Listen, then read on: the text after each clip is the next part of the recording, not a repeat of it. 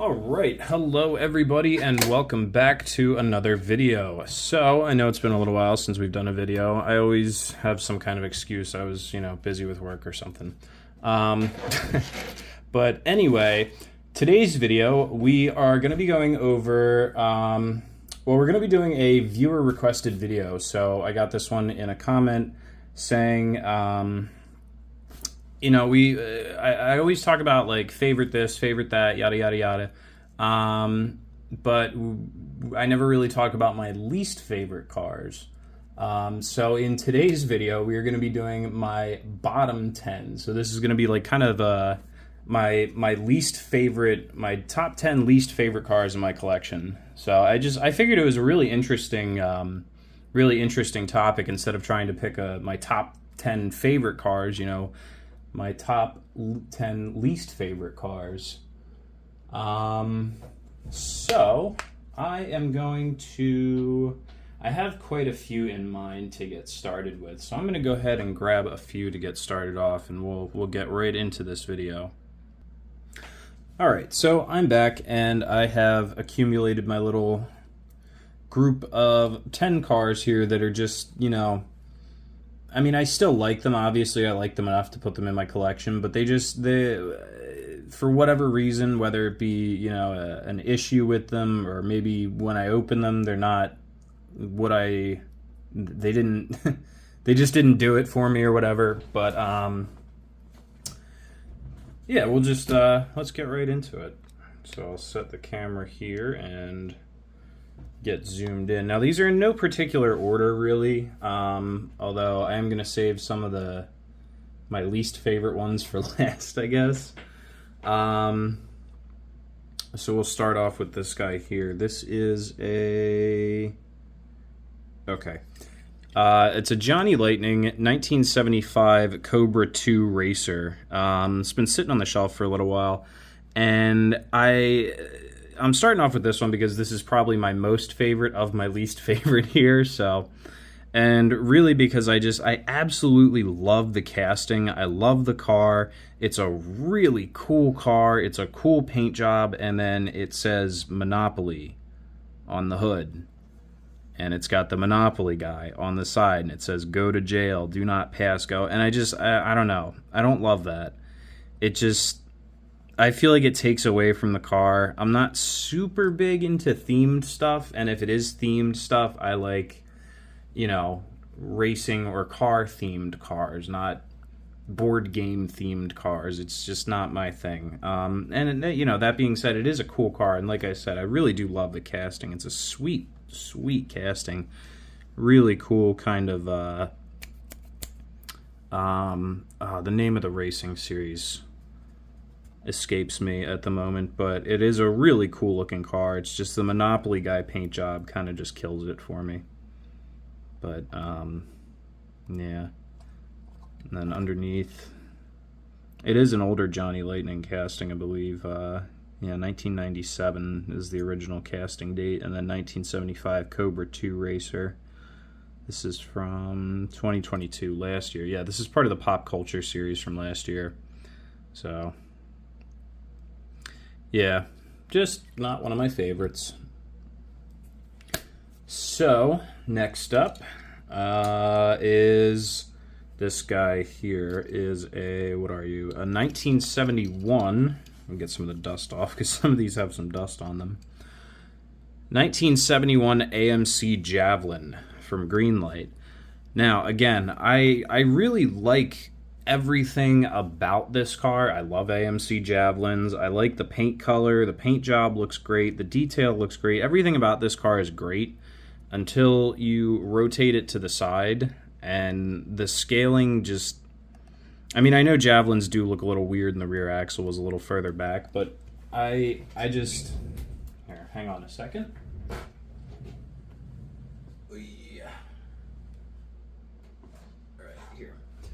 I prefer the Johnny Lightning casting for the AMC Javelin.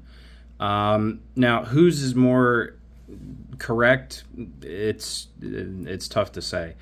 But yeah, I'm just really not pleased with the way this looks, and it is substantially larger than the Johnny Lightning casting. They look like they could be two completely different cars, honestly. Yeah, I don't know. I think, honestly, the Johnny Lightning might be a little bit more cartoony looking, but I just have a soft spot for Johnny Lightning. And a not so soft spot for Greenlight, I guess. I don't know, but it's one of my least favorite cars, I guess you could say, in my collection, just because the scaling of it. I feel like it's too big to be with the rest of my collection. But like I said, you know, I did like the car, I did buy it, and you know, so it does have a home on my shelf. But yeah, there you go. I'll take a quick peek underneath. It is a Greenlight, so you get some yeah, 1971 AMC Javelin AMX. Yeah, round tires. All four of the tires are pretty round on it. That's nice to see.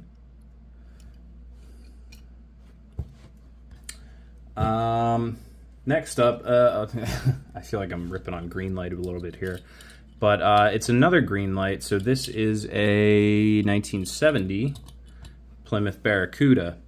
Again, really like the car, really like everything about it except for the wheels. The wheels absolutely ruined this car for me. They look like something that you would see on like an early 2000s Saturn. I don't know, they just don't look muscle car-y enough to me. And this is actually a replica of a Barrett Jackson, or a car that was on Barrett Jackson. And I would have to dig the card out of my closet. But the car on the card, the wheels looked even worse on that one, so yeah, again, not one of my favorites, but if it were, you know, a simple wheel swap away, and again, all I'd really have to do is drill out the rivets, and I do have some wheels lying around. Maybe this could be a wheel swap candidate in the near future. Who knows? That, and I don't really love that the roof on this is a separate plastic piece than the metal body, so that the roof is actually plastic, and it makes it's hard to see on camera, but it's a completely different color blue than the rest of the car, so it makes the roof look like a separate piece from the car, and it just stands out really bad. So yeah, another one of my lesser favorites. So we will keep moving right along. We'll stop ripping on Greenlight for a second. Next up, I have this guy here, the Hot Wheels Jay Leno's Dream Garage tank car. This is a Hot Wheels, another one that came out pretty recently. And I saw it in the store, and I was like, ooh, that's cool. And I think it was just ADHD brain saw that it was shiny, and I just grabbed it. And I just... I don't know, I opened it, and I was like, this thing is... It's kind of... meh. I don't know what to think about it. There's a whole lot going on with the engine, and it's all chrome, and then the body is polished metal, so it's really hard to tell the engine apart from the rest of the body. And I know that's what the real car looks like in real life, but it's just I don't know, just one of those ones that just doesn't do anything for me. I don't know. I saw it in the store, I grabbed it because no one else grabbed it, and I think that's why it might have been on the shelf, because everybody else took one look at this thing and went, yikes. But I don't know. Like I said, I thought it was cool at the time, so obviously I bought it, and cool enough to open it up and add it to the collection. I don't think I talked too much about this when I did open it, because I think I skimmed right over this guy. I didn't really get much camera time, because once I opened it, I was kind of like, maybe we don't need to spend a whole video segment on this car. But here it is in the spotlight once again. You know, funny how things work out. So we'll get that guy over with the rest of the ugly ducklings. Next up, we're going back over to Greenlight again. They do seem to have some of my least favorite castings. So this is a... what year are you? 50... come on. Oh, 1960. It's a 1960 Chevy Corvette from Greenlight, and I bought this because I, at the time, did not have any first generation Corvettes. This was my first generation Corvette. Being that it is a 1960, there we go. It's a later model, first generation. Obviously, the first of the Corvettes were 1953 to 55, and then they went more to this body style. But I think really what killed this thing for me is those god-awful flames on the side. Not only do they look horrible, they look like somebody slapped them on in a Pep Boys parking lot. They're really faint too, so you can almost kind of see through them. And I know this was a like a movie or a TV show car or something, and the car in the show had flames on it, and they look just as bad. But yeah, they're just ugh. And my rule with flames has always been, especially I think it was ever since this car. My rule with flames is always, you know, either go big or go home. Don't do these little, just a little bit of flames on the side. You want the whole car to be covered in flames, because you either commit to it or don't do anything at all. You can't just do a little bit of flames. It just looks cheap and terrible, and it looks like that. Yep, yuck. But I mean, and it sucks too, because it would be a really cool car if it didn't have those flames. If instead of flames, this little inlay here was white, oh, this thing would be absolutely beautiful. That would look absolutely fantastic. But unfortunately, it is what it is, and I don't really have the energy to repaint it or anything like that. So it lives on the back of my shelf in my collection, out of eyesight, along with most of these other cars. Next up is a Racing Champions Mint. This is another 1970 Plymouth Barracuda. And don't get it wrong, I love 1970 Plymouth Barracudas. I have several of them in my case up here on the wall, but they all look really nice. Even yeah, I have a couple Challengers too. So this is a Racing Champions Mint 1970 Plymouth Barracuda in Moulin Rouge or Moulin Rouge. I don't know. I always pronounce that wrong. I always butcher that. Biggest things I don't like about this car right off the bat, as you can see, the hood doesn't close all the way. It just kind of hangs out, which wouldn't be a big deal, but like you literally can't see the shaker sticking out of the hood, which is like the big thing with the with the Barracudas or Cudas. So that kind of kills the car for me. The front wheels are way too small. I know it's supposed to look hot roddy and muscle car and like dragstery, but it literally, like,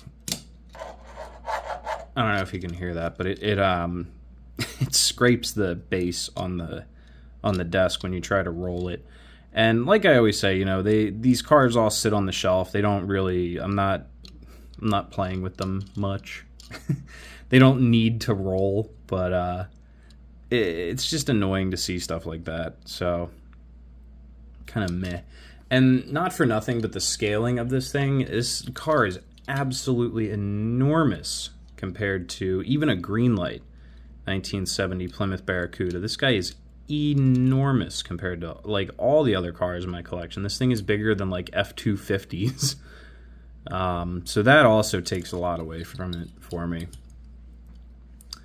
I do like, and I know the rule with Racing Champions Mint, they aren't necessarily 1/64th scale cars. They are technically 3-inch die-cast cars. So whether that be 1/64th scale or 1/63rd or 1/60th, whatever it may be, they're not necessarily 1/64th scale. And I didn't really learn that until after I bought that. So, yeah.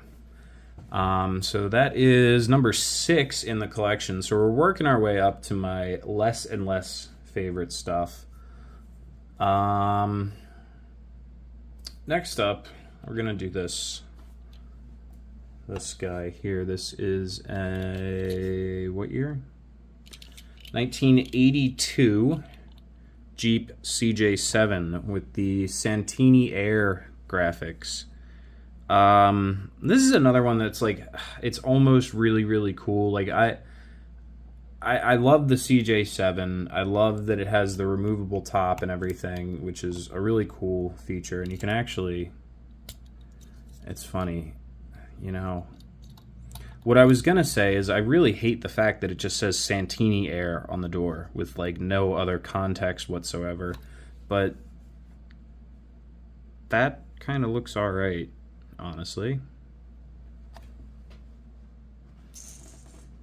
I might just toss this top, because you can even like, you can see through it, like literally see through it. And I've always hated that about this top. It takes away from the realism for me. And I never liked the Santini Air on the door. But, I mean, honestly, might just go ahead and toss that top in the drawer, and that looks a lot better. There you go. There's a positive for this video. I actually like this one a lot better now without the top on it. That's pretty cool. I like the American flag paint job on here. You know, the CJ7 is a really cool vehicle. Yeah, now that I got rid of the Santini Air graphics, I don't think it says it anywhere else on the vehicle, right? It's just all, yeah, Goodyear Wrangler radial tires. You can see the shifter detail in there. Cool. All right, I like this one a lot better now. So we'll put this over here. All right, cool. Next up is this 1972 Chevy Monte Carlo, another one from Greenlight. And this is another one where it's like almost perfect, but something about the front wheels, the size of the front wheels, and I think, no, okay, yeah, they're the same tires, but it just looks way too high, and the front axle is like really sloppy. I don't know, it doesn't look right to me from the side. It's another one that I think with a little bit of a larger wheel and a lower ride height, not necessarily like lowered like the lowrider Monte Carlos that were just released from Greenlight, which does actually look a lot better, but just a little bit less ride height and a slightly larger wheel and tire, or a slightly larger tire, I should say. The wheel size is perfectly fine. Rim size, gonna get technical, but yeah, just too much fender gap, especially compared to the rear. Like, it just looks like the car has a rake, like it's sitting like that almost. I don't know, and that's just always really bothered me about this car. The rest of it's really nice, honestly. It's 72 Monte Carlo. I don't have a lot of like Monte Carlos in my collection either. This is a pretty nice car. Yeah, either way. So next up, if you've been watching the channel for a while, or if you've been around since my earlier videos, you'll remember this car. This was my first like big kind of kick in the nuts from Greenlight. I'm trying to look at everything on this car so I remember everything that is wrong with it. It is pretty bad. Pretty not great. Right, so we have here a 2011 Ford Mustang GT. This is a Hollywood Rides. I remember this from the movie Drive or Driver with Ryan Gosling. But the biggest thing that absolutely just ruins this car for me, if you'll take note to the front, or I guess that's, obviously it's the front, that the passenger side headlight over here, if you'll notice, it is not at all pressed into where it's supposed to be, and it looks like it's falling out or broken. So what that is behind the headlight is a little painted area that looks like a turn signal and a headlight, and then they press a little plastic insert in to make it look like a headlight lens. So what that is a... Sorry, I'll get like a little pointer here. I'll drop my pointer on the floor. Where was I? So what this is here is a driver side headlight lens turned upside down and just kind of mushed into the passenger side, because whoever was putting this car together must have ran out of driver side headlights and just decided to, instead of go get more, I'll just stuff this one in here. And that absolutely looks horrendous.